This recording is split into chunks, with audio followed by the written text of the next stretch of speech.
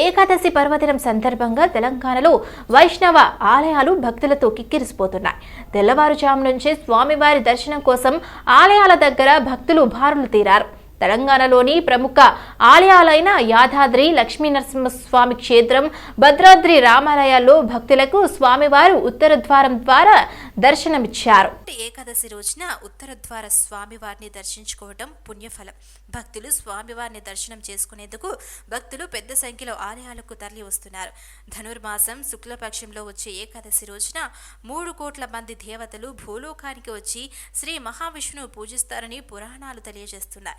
ఈ రోజున ఆలయాల్లో ఉత్తర ద్వారం గుండా విష్ణుమూర్తిని దర్శించుకుంటే పుణ్యం దొరుకుతుందని భక్తులు విశ్వాసం వ్యక్తం చేస్తున్నారు. భద్రాద్రి శ్రీరాముని దర్శనం కోసం ఆలయానికి భక్తులు పోటెత్తారు. ఉదయం 5 గంటల నుంచే ఉత్తర ద్వారాలు తెరుచుకోవడంతో భక్తులు భారీగా తరలి వచ్చారు. భక్తులకు గరుడ వాహనంపై రాముడు, గజవాహనంపై సీతమ్మ తల్లి, హనుమంత్ వాహనంపై లక్ష్మణ్ దర్శనమిచ్చారు. ఉదయం 5 గంటల నుంచి భక్తులకు ఆలయ అధికారులు వైకుంఠ ద్వార దర్శనం కల్పించారు.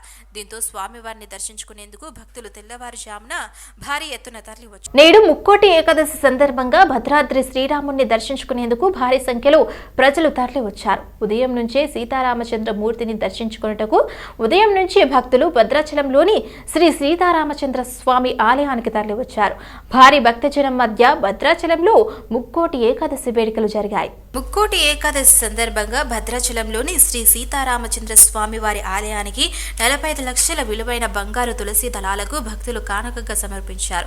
కోయంబత్తూరుకు చెందిన బాలాజీ శారద 565 గ్రాముల 109 తులసి దళాలకు స్వామివారిని అందజేశారు. ఇక కోయంబత్తూరులో తయారు చేసిన ఈ బంగారు తులసి దళాలను ఆలయ ఈవో రమాదేవి చేతుల మీదుగా స్వామివారికి సమర్పించారు. బంగారు తులసి దళాలతో పాటు సీతారాములకు పట్టు వస్త్రాలు కూడా అందజేశారు. నేడు వైకుంఠ ఏకాదశి కావడంతో తెలుగు రాష్ట్రాల్లోని ఆలయాలు భక్తులతో కిక్కిరిసిపోయాయి. తెల్లవారుజాము నుంచే భక్తులు ఆలయాలకు నేడు వైకుంఠ ఏకాదశి కావడంతో తెలుగు రాష్ట్రాల్లోని ఆలయాలు భక్తులతో కిక్కిరిసిపోయాయి. తెల్లవారుజాము నుంచే భక్తులు ఆలయాలకు పోటెత్తారు. ముక్కోటి ఏకాదశిగా పిలిచే ఈ రోజున ముక్కోటి దేవతలు భూలోకానికి వచ్చి శ్రీ మహావిష్ణువు పూజిస్తారని అర్చకులు తెలిపారు. ఈ రోజున ఆలయాల్లో ఉత్తర ద్వారం ద్వారా స్వామిని దర్శిస్తే పుణ్యం వస్తుందని భక్తులు స్వామివారిని దర్శించుకుంటున్నారు. ఈ కార్యక్రమంలోని సంతోష్ నగర్ లో ముక్కోటి ఏకాదశి పండుగ సందర్భంగా శ్రీ గోదా సమేత వెంకటేశ్వర స్వామి దేవస్థానంలో సైదాబాద్ కార్పొరేటర్ కొత్తకాపు అరుణ రవీందర్ రెడ్డి ప్రత్యేక పూజలు చేశారు. అనంతరం ఆలయ అర్చకులు ఆమె స్వామివారి తీర్థ ప్రసాదాలు అందజేశారు. శ్రీవారిని వైకుంఠం ద్వారా గుండా దర్శించుకోవడం సంతోషంగా ఉందని, ప్రజలు సుఖ సంతోషాలతో ఉండాలని దేవుణ్ణి కోరానని కార్పొరేటర్ కొత్తకాపు అరుణ రవీందర్ రెడ్డి అన్నారు. ముక్కోటి ఏకాదశి సందర్భంగా సనత్ నగర్ నియోజకవర్గంలోని రామ్గోపాల్పేటలో లక్ష్మీనారాయణ ఆలయంలో ఆలయ వ్యవస్థాపకులు, కుటుంబ సభ్యులు ఘనంగా అలంకరణ చేశారు. వేలాది మంది భక్తులు ఉత్తర ద్వారం నుంచి ప్రవేశించి నారాయణుని దర్శనం చేసుకున్నారు. ఈ సందర్భంగా ఫౌండర్ ట్రస్ట్ సభ్యులు గుమ్మడిల్లి శ్రీనివాస్ మాట్లాడుతూ, మేము భక్తుల నుంచి ఎలాంటి రుసుము వసూలు చేయటం లేదని, వ్యవస్థాపక కుటుంబ ట్రస్ట్ ఆధ్వర్యంలో పెద్ద ఉత్సవాలను ఘనంగా నిర్వహిస్తున్నామన్నారు. జనరల్ బజార్, సికింద్రాబాద్ జనరల్ బజార్లో వేయించేసి ఉన్న శ్రీ లక్ష్మీనారాయణ స్వామి ఆలయంలో మనం అంగరంగ వైభవంగా వైకుంఠ ఏకాదశి మహోత్సవం జరుపుకుంటున్నాం. వైకుంఠ ఏకాదశి అంటే ధనురాశిలో శుక్లపక్షంలో వచ్చే ప్రథమ ఏకాదశినే వైకుంఠ ఏకాదశి, ముక్కోటి ఏకాదశి అని అంటుంటారు. ఈ ఏకాదశి రోజున ఎవరైతే నిత్యం నారాయణ స్మరణం చేస్తూ నారాయణ సన్నిధిలో ఉండి అన్యథా ఏ పనులు పెట్టుకోకుండా స్వామివారి ఒక్కరోజు స్వామివారి కైంకర్యంలో ఉండి ఉపవాసం పాటిస్తూ నారాయణుడి ధ్యానం చేస్తూ ఉంటే ముక్కోటి ఏకాదశి అని ఎందుకంటారంటే 3 కోట్ల ఏకాదశులు చేసిన పుణ్యం ఈ ఒక్కరోజు ఏకాదశి ఉపవాసం చేసుకుంటే అంతటి పుణ్యం వస్తుంది. కాబట్టి ఇటువంటి రోజున మనం వీలైనంత స్వామి సన్నిధిలో గడుపుతూ స్వామివారి కృపకు పాత్రలు అవ్వాలి. లక్ష్మీనారాయణ స్వామి దేవాలయంకి ఫౌండర్ ట్రస్టీని. ఇది మా ముత్తాత గుండెల్లి లక్ష్మీనారాయణ గారు సుమారు 100 సంవత్సరాల క్రితం ఈ మందిరంని స్థాపించిండు. అప్పటి నుంచి మాది 4th జనరేషన్. ఎవ్రీ జనరేషన్లో ఈ టెంపుల్ని బాగా ఇంప్రూవ్ చేస్తూ వస్తున్నాము. ఈ టోటలీ నాన్ కమర్షియల్, ఇలా డొనేషన్స్ కానీ ఏముండవు, అన్ని అందరికీ ఈక్వల్, అన్నీ ఫ్రీ ఇక్కడ. సో దీనికి టెంపుల్కి ఉన్న ఫండ్స్ మా ఫ్యామిలీ ఫండ్స్తోని ఈ టెంపుల్ మెయింటైన్ అవుతూ ఉంది. ఎవ్రీ ఇయర్ దీన్ని ఇంప్రూవ్ చేసేందుకు ట్రై చేస్తూ ఉన్నాము. మేము 4 బ్రదర్స్. నా పేరు గుండెల్లి శ్రీనివాస్, గుండెల్లి రవీందర్, శైలేష్, కార్తిక్. మాది జాయింట్ ఫ్యామిలీ. ఈ ఫ్యామిలీ త్రూ ఈ టెంపుల్ని మెయింటైన్ చేస్తున్నాము. బీజేపీ నేత రామోజు షణ్ముఖ మరణంపై కేంద్ర మంత్రి కిషన్ రెడ్డి తీవ్ర దిగ్భ్రాంతిని వ్యక్తం చేశారు. జన్నన్న మరణం పార్టీకి తీరని లోటని బీజేపీ రాష్ట్ర అధ్యక్షుడు కేంద్ర మంత్రి జి కిషన్ రెడ్డి అన్నారు.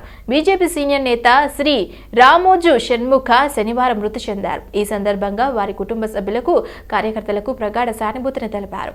రాష్ట్రంలో బజరంగ్ దళ్, హిందూ వాహిని బలోపేతానికి రామోజు షణ్ముఖ తీవ్ర కృషి చేశారని కిషన్ రెడ్డి అన్నారు. రాష్ట్ర బీజేపీ బలోపేతానికి కృషి చేశారని తెలిపారు. ఆదిలాబాద్ జిల్లా ఇంద్రవెల్లి అమరుల స్తూపం వద్ద మొదలుపెట్టిన బీజేపీ నిర్వహించిన కార్యక్రమంలో ఆయన కీలకంగా వ్యవహరించారు. అయితే ఆర్ఎస్ఎస్తో ఆయన రాజకీయ అరంగేట్రం చేశారని గుర్తు చేశారు. చివరి వరకు ఆయన పార్టీలోనే ఉన్నారు. రాష్ట్ర ఏబీవీపీ విస్తరణలో క్రియాశీల పాత్ర పోషించిన దాని ఎదుగుదలకు తోడ్పడ్డారు. వారి మృతి పార్టీకి, రాష్ట్రీయ స్వయం సేవక్ సంఘ్, పరివార్ క్షేత్రాలకు తీరని లోటని కిషన్ రెడ్డి అన్నారు.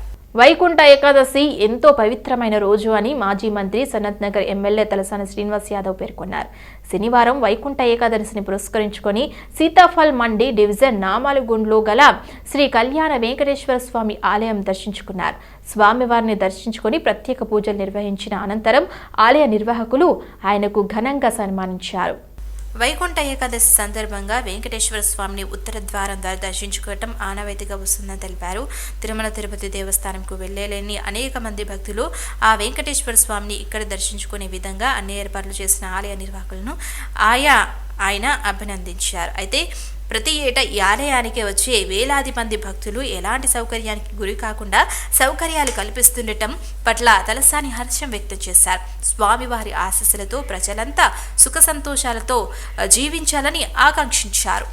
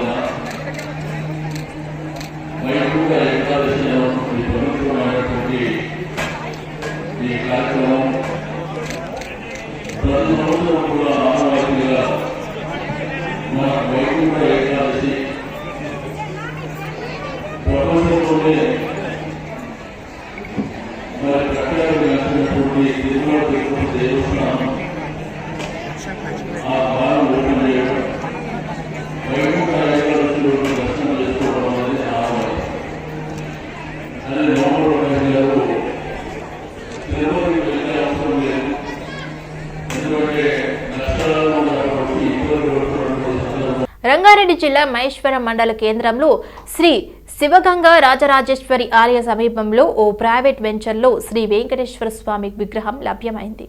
ఈ విగ్రహం పురాతన కాలం నాటిది అని ఇక్కడి స్థానిక ప్రజలు భావిస్తున్నారు. స్థానిక ప్రజలు కూడా విగ్రహం చూడడానికి పెద్ద ఎత్తున తరలివచ్చారు. కాగా ఈ విగ్రహానికి గ్రామస్తులు, భక్తులు ఉదయం నుంచి పూజలు చేస్తున్నారు. గ్రామ కార్యదర్శి నోటీసులు ఇచ్చి ఇక్కడ ఉన్న ఆలయానికి ట్రస్ట్ ఏర్పాట్లు చేయాలని కోరారు. ఎవరైనా అధికారులు గుడికి కానీ విగ్రహానికి కానీ ఇక్కడ నుంచి తొలగించాలని ప్రయత్నిస్తే పెద్ద ఎత్తున ఆందోళన నిర్వహిస్తామని జిల్లా అధ్యక్షుడు శ్రీనివాస్, మండల కార్యదర్శి రాజు బడంగట్ ఎర్ర రఘువేందర్ హెచ్చరించారు. 1990లో విశ్వ హిందూ పరిషత్ కరసేవ ద్వారా ఉద్యమాన్ని నిర్వహించినట్లు ఇక్కడ కూడా అదే ఉద్యమం చేపడతామన్నారు. వెంకటేశ్వర స్వామి ఈరోజు మహేశ్వరం మండలంలో మహేశ్వరం గ్రామంలోని శివగంగా ఆలయానికి 300 మీటర్ల సమీపంలో శ్రీ వెంకటేశ్వర స్వామి భూమి చదును చేస్తూ ఉంటే వెంకటేశ్వర స్వామి యొక్క అధునాతనమైన పాత విగ్రహము వెలికి రావడం జరిగింది. జేసీబీతోని చేస్తూ ఉంటే ఉదయం నుంచి తండోపతండాలుగా ప్రతి గ్రామం నుంచి భక్తులు వచ్చి దర్శనం చేసుకుంటూ జనగామ జిల్లాలో నిర్వహించిన క్రిస్మస్ వేడుకల్లో ప్రోటోకాల్ వివాదం చోటు చేసుకుంది. క్రిస్మస్ సెలబ్రేషన్స్ బట్టల పంపిణీ ఫ్లెక్సీలలో తన ఫోటో లేదని స్థానిక ఎమ్మెల్యే పల్ల రాజేశ్వరరెడ్డి ఆగ్రహం వ్యక్తం చేశారు. అధికారుల తీరుపై బీఆర్ఎస్ నేతలు మండిపడ్డారు. క్రిస్మస్ గిఫ్ట్ల పంపిణీ కార్యక్రమం వివాదానికి దారితీసింది. జనగామ జిల్లా కేంద్రంలోని ఓ వేడుకల మందిరంలో మంత్రి కొండ సురేఖ ముఖ్య అతిథిగా ప్రభుత్వం అధికారికంగా క్రిస్మస్ గిఫ్టుల పంపిణీ కార్యక్రమం నిర్వహించగా, మరో చోట ఎమ్మెల్యే పల్ల రాజేశ్వరరెడ్డి ముఖ్య అతిథిగా పంపిణీ కార్యక్రమం చేస్తున్నట్లు అధికారులు ముందు ప్రకటించారు. అయితే మంత్రి కొండ సురేఖ ఈ కార్యక్రమానికి రాకపోవడంతో డీసీసీ అధ్యక్షుడు కొమ్మూరి ప్రతాప్ రెడ్డి చేతుల మీదుగా గిఫ్టులు పంపించారు. ఎమ్మెల్యే ఉండగా డీసీసీ అధ్యక్షుడితో ఎలా పంపిణీ చేస్తారని ఎమ్మెల్యే పల్ల రాజేశ్వరరెడ్డి నేతలు ఆగ్రహించారు. ఈ క్రమంలో జనగాం జిల్లా కలెక్టర్ ఛాంబర్లో నిరసన వ్యక్తం చేశారు. అనంతరం కలెక్టర్ శివలింగయ్యతో వాగ్వాదానికి దిగారు. క్రిస్మస్ గిఫ్ట్ల పంపిణీ కార్యక్రమానికి ముందు ఆహ్వానం రాలేదని, అధికారులంతా అధికార పార్టీకి కొమ్ము కాస్తున్నారని పల్ల రాజేశ్వరరెడ్డి నిలదీశారు. కార్యక్రమంలో డీసీసీ అధ్యక్షుడిని ఎలా స్టేజ్ మీదకి పిలుస్తారని, ఫ్లెక్సీలలో కనీసం తన ఫోటో కూడా వేయలేదని ఆందోళన చేశారు. ఇక తన ఫోటో లేకుండా డీసీసీ అధ్యక్షుడి ఫోటో ఎలా కటౌట్లో పెడతారని ఎమ్మెల్యే పల్ల రాజేశ్వరరెడ్డి కలెక్టర్పై ఆగ్రహం వ్యక్తం చేశారు. క్రైస్తవులకు క్రిస్మస్ మాజీ మంత్రి సిద్దిపేట ఎమ్మెల్యే హరీష్ రావు శుభాకాంక్షలు తెలిపారు. జిల్లా కేంద్రంలోని కొండ భూదేవి గార్డెన్లో క్రిస్మస్ వేడుకలు నిర్వహించారు. ఈ కార్యక్రమంలో ఎమ్మెల్యే హరీష్ రావు పాల్గొన్నారు. ఈ సందర్భంగా కేక్ కట్ చేసి రాష్ట్ర ప్రజలకు క్రిస్మస్ శుభాకాంక్షలు తెలిపారు. ప్రతి ఏడాది క్రిస్మస్ ను రాష్ట్ర పండుగగా జరుపుకుంటున్నామని హరీష్ రావు అన్నారు. రంజాన్ అప్పుడు ముస్లింలకు, బతుకమ్మ సమయంలో హిందువులకు బట్టలు పంపిణీ చేశామని తెలిపారు. నియోజకవర్గంలో చర్చిల నిర్మాణానికి నా సహకారం అందించామని పేర్కొన్నారు. అయితే సిద్దిపేటలో క్రైస్తవ భవనం నిర్మించుకున్నాం. క్రైస్తవుల సమాధుల కోసం స్థలం కూడా ఇచ్చామని ఎమ్మెల్యే హరీష్ రావు తెలిపారు. మనం ఈ క్రిస్మస్ సందర్భంగా రాష్ట్ర ప్రభుత్వం నిర్వహించేటువంటి ఈ క్రిస్మస్ ఈవ్ను, ఈ పండుగను రాష్ట్ర పండుగగా మనం జరుపుకుంటూ ఉన్నాం. మరి ముఖ్యంగా పేదలందరికీ కూడా ఉచితంగా బతుకమ్మ సందర్భంగా బట్టలు ఇస్తూ, క్రిస్మస్ సందర్భంగా క్రైస్తవులకు, రంజాన్ సందర్భంగా ముస్లిం సోదరులందరికీ కూడా అందరూ కొత్త బట్టలతో పండుగ జరుపుకోవాలని మన ఈ బట్టలు ఇచ్చుకోవడం జరుగుతూ ఉంది. మరి ఈరోజు మన సిద్దిపేట నియోజకవర్గంలో కూడా మీ అందరి సంతోషాల మధ్య ఈ క్రిస్మస్ కేక్ కట్ చేసుకోవడం నిజంగా నాకు చాలా సంతోషంగా ఉంది. మరి ఈరోజు యేసుక్రీస్తు మహాప్రభు మరి అందరూ కూడా ఈ భూమి మీద ఉండేటువంటి ప్రజలు సంతోషంగా ఉండాలని, అందరూ శాంతితో ఉండాలని, ప్రజల మధ్య రాగద్వేషాలకు అనుగుణంగా మరి ప్రజలందరూ కూడా బాగుండాలని చెప్పి మరి యేసుక్రీస్తు మనకు బోధించడం జరిగింది. మన నియోజకవర్గంలో కూడా మరి అన్ని గ్రామాల్లో కూడా చర్చిల నిర్మాణానికి అనుమతులు అందిస్తూ, చర్చిల నిర్మాణానికి ప్రభుత్వం నుంచి వ్యక్తిగతంగా కూడా నా సహకారాన్ని అందిస్తున్న విషయం కూడా మీ అందరికీ కూడా తెలుసు. హైదరాబాద్ నగరంలో ఆహార ప్రియుల కోసం లూలు మాల్లో ఒక సరికొత్త fire stone green buffet restaurant ప్రారంభమైంది. దిగుమతి చేసుకున్న బాల్కానిక్ స్టోన్ మీదే ఇందులో వంటకాలను చేయడంతో దాని ఫ్లైఓవర్తో కలిసి ఒక సరికొత్త రుచి ఇక్కడ వంటకాలకు ఉంటుందని నిర్వాహకులు తెలిపారు. ఒకేసారి 200 మందికి పైగా ఇక్కడ కూర్చొని రుచులను ఆస్వాదించవచ్చు. అంతర్జాతీయంగా పేరు కలిగిన షెఫ్లని తీసుకొచ్చి అన్ని రకాల ఆహార పదార్థాలను సిద్ధం చేస్తున్నారు. ఇక్కడ ఉన్న వాటిలో 60% మాంసాహారం, అలాగే 40% శాకాహార వంటలు ఉంటాయి. ఇక్కడి ఇంటీరియర్ డిజైనింగ్ కూడా ఫైర్ స్టోన్ ఎక్సెప్ట్ ఆధారంగా చేయటంతో విభిన్నమైన లుక్ కనిపిస్తుంది. ఈ కార్యక్రమంలో ముఖ్య అతిథిగా రాష్ట్ర వ్యవసాయ, మార్కెటింగ్, సహకార, చేనేత శాఖ మంత్రి తుమ్మల నాగేశ్వరరావు పాల్గొని రెస్టారెంట్ను ప్రారంభించారు. ఈ కార్యక్రమంలో ఇంకా సత్తుపల్లి ఎమ్మెల్యే మట్ట రాగమయ్యి తదితరులు పాల్గొన్నారు. వోల్కానిక్ స్టోన్ మీద వండటం వల్ల ఆహారంలో కొవ్వు పదార్థాలు తగ్గడంతో పాటు సహజమైన రుచి యథాతథంగా ఉంటుంది. ఇందులో అజినోమాటో లేదా ఎంఎస్జీ లాంటి స్టాళ్లను రుచి కోసం వాడాల్సిన అవసరం ఉండదు. ఇక్కడి మోన్లో ప్రధానంగా వెల్కమ్ డ్రింక్, సూపులు, సలాడ్లు, సహకార అలాగే మాంసాహార స్టార్టర్లు, మెయిన్ కోర్స్, ఇండియన్ బేర్ని ఏర్పాటు చేశారు. అలాగే మెయిన్ కోర్స్ అయిన తర్వాత డెస్సర్ట్ వెరైటీలతో మీకు నచ్చిన వాటిని ఆర్డర్ చేసుకుని ఎంచుకునేందుకు అనేక రకాలుంటాయి. రెస్టారెంట్లో అలాగే ప్రపంచవ్యాప్తంగా ఉన్న వివిధ రుచులు ప్రవేశపెట్టారు. స్పానిష్, ఫ్రెంచ్, మెక్సికన్ లాంటి అనేక రుచులను ఇక్కడ ఆస్వాదించవచ్చు. వాటితో పాటు ఆంధ్ర, తెలంగాణ ప్రాంతాలకు చెందిన వివిధ రుచులు కూడా ఇక్కడ అందుబాటులో ఉంటాయి. మాంసాహారంలో కేవలం చికెన్, మటన్, చేపలు ఉంటాయి తప్ప బీఫ్, బోర్క్ లాంటివి ఉండవు. లూలు మాల్లోని 3వ అంతస్తులో ఉన్న ఈ రెస్టారెంట్ ప్రతిరోజు ఉదయం 11 గంటల నుంచి రాత్రి 11 గంటల వరకు తెరిచి ఉంటుంది. So we cordially invite all the media people here for the grand inauguration of Firestone Grill today here in Lulu Mall. We are situated in 3rd floor Lulu Mall, Kukatpalli. So this is our second venture in Hyderabad. But this is something, very prestigious project that we have taken up in Lulu Mall.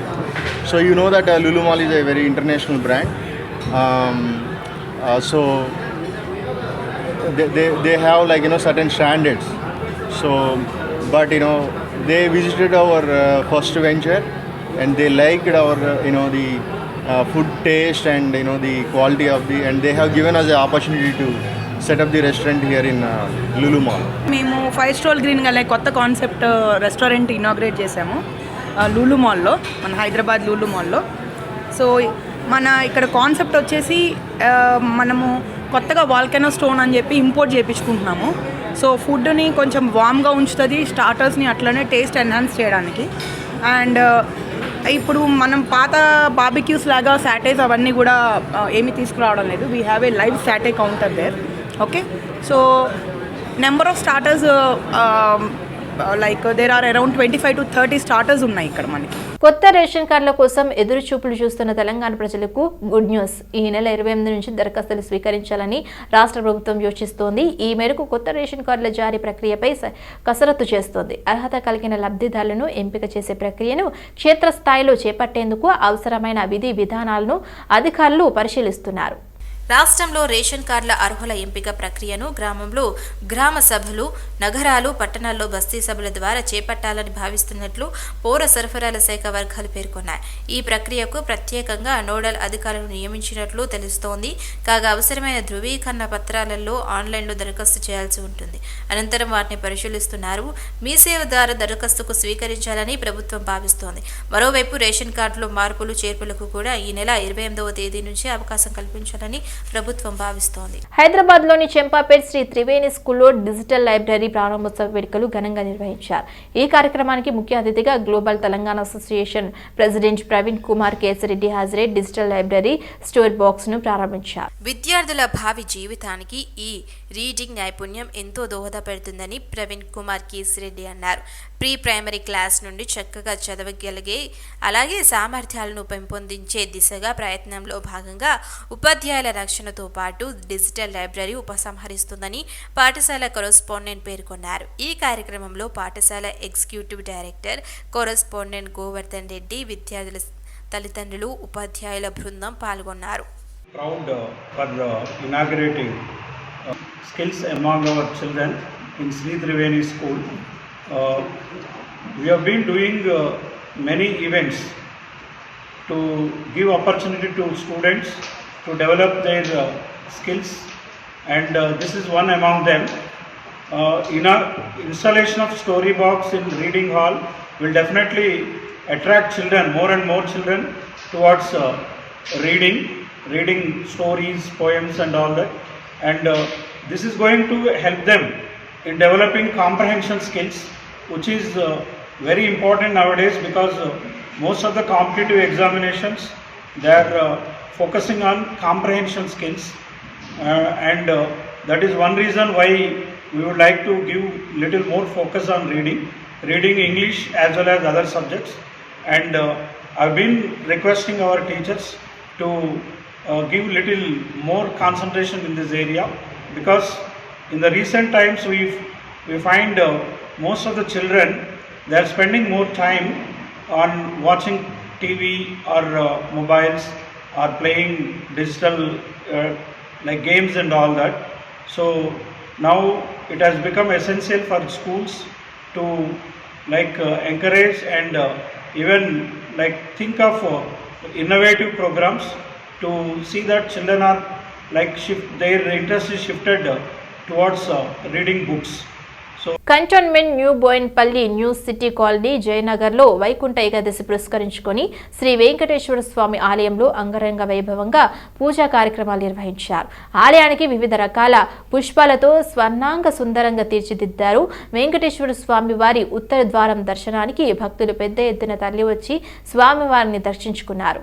Venkateswara స్వామి గొప్ప మహిమ గల స్వామి అని, సంతానం లేని వారికి సంతానం, వివాహం కాని వారికి వివాహం జరుగుతుందని, కోరిన కోరికలు తీర్చే వెంకటేశ్వర స్వామి దర్శించుకోవడం చాలా సంతోషంగా ఉందని భక్తులు అన్నారు.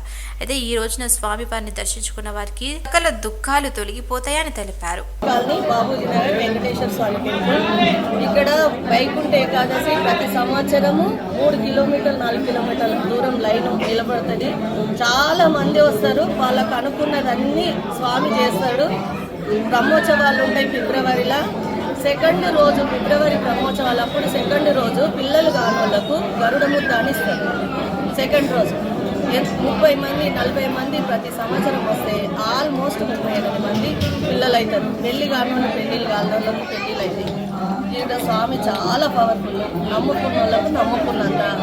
ఇక్కడ స్వామి వెలిసిండు అంటే ఇక్కడ పెద్దది ఒక పాము ఉంటే తిరుగుతుంది స్వామిది. ఈ స్వామిది తెలుసుకోవాలంటే ఎప్పుడు వచ్చి ఆ స్వామి మీద నమ్మకం పెట్టుకొని స్వామి దర్శనం చేసుకుంటే పనులు బాగా అవుతాయి. మహిళా ప్రయాణికులకు ఉచిత ప్రయాణ సౌకర్యాన్ని కల్పిస్తూ టీఎస్ఆర్టీసీ కీలక విజ్ఞప్తి చేసింది. తక్కువ దూరం ప్రయాణించే మహిళలు పల్లె వెలుగు బస్సులే ఎక్కాలని కోరింది. తక్కువ దూరం ప్రయాణించే వారు ఎక్కువగా ఎక్స్ప్రెస్ బస్సులు ఎక్కుతుండటంతో ఎక్కువ దూరం వెళ్లే ప్రయాణికులకు ఇబ్బంది పడుతున్నారని టీఎస్ఆర్టీసీ ఎండీ సజ్జనార్ తెలిపారు.